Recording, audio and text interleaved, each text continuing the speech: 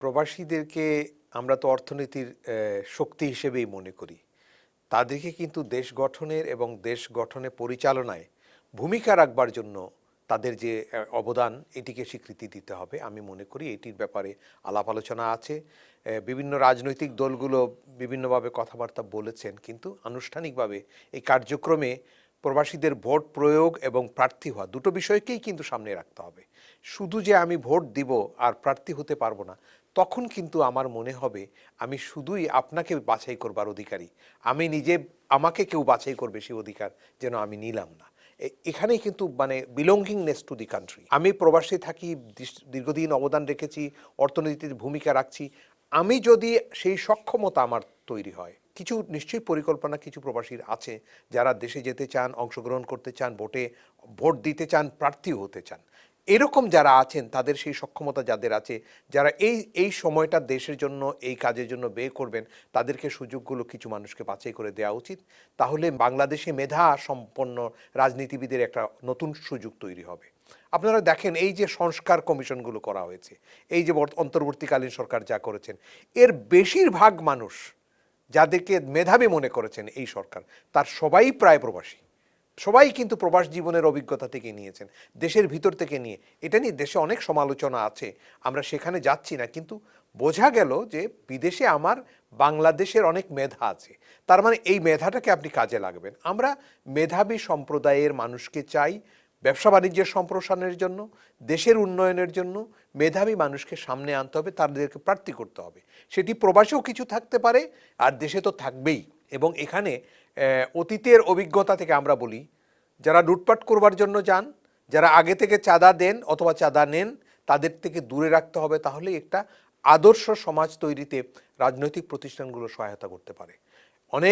এখানে অনেক বন্ধু আলোচনা করেছেন, ফাহিম মাসরুরের একটা কথা এসছে যে কিভাবে প্রার্থীগুলোতে যে পদক পদবি এগুলো অনেক কিছু আছে, কিন্তু তার অর্থবলটাও কিন্তু একটা গুরুত্বপূর্ণ বিষয়।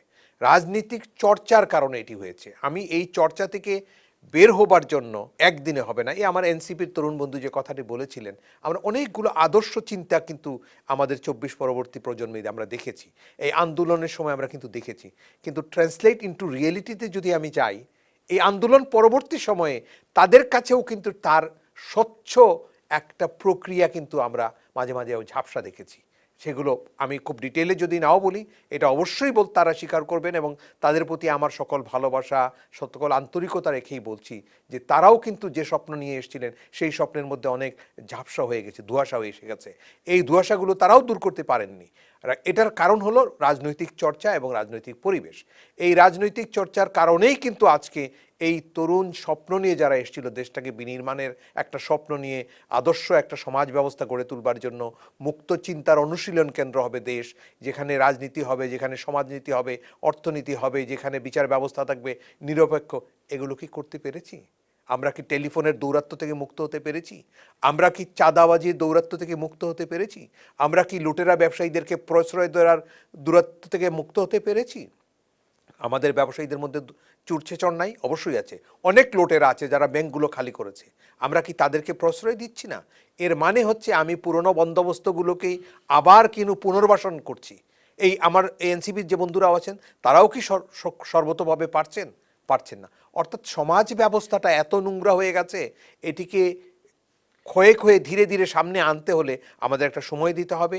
এবং প্রবাসীদের মধ্যে যারা প্রার্থী হবেন, আমি আগেও বলেছি, এটার উপরে আমি পত্রপত্রিকা আর্টিকেল লিখেছি, আমি চাই এই স্বচ্ছ প্রক্রিয়ায় যেন চূড়ান্ত প্রার্থিতা নির্ধারিত হয়ে যায়, যাতে নির্বাচনের পরে কেউ কোনো রকমের আইনের ব্যত্যয়ের কারণে তিনি যেন ক্ষতিগ্রস্ত না হন, তিনি যেন ঝুঁকির মধ্যে না যান, তিনি যেন কোর্ট কাছারিতে যেতে না হয়।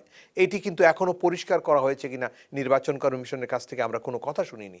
এই জন্য আমরা তাদেরকে উদ্বুদ্ধ করছি, তারা যাতে দেশের কাজে যান, শুধু গিয়ে সংস্কার কমিশনে ভূমিকা রয়, নিয়মিতভাবে রেগুলারভাবে যেন দেশে থাকেন, দেশের ভূমিকা রাখেন, এখানকার জীবন থেকে গিয়ে অভিজ্ঞতাগুলো কাজে লাগিয়ে দেশে যেন ভূমিকা রাখেন, এবং সেই সুযোগটা যেন তৈরি করার একটা স্বচ্ছ প্রক্রিয়া যেন সেখানে থাকে, আমরা এটা চাই।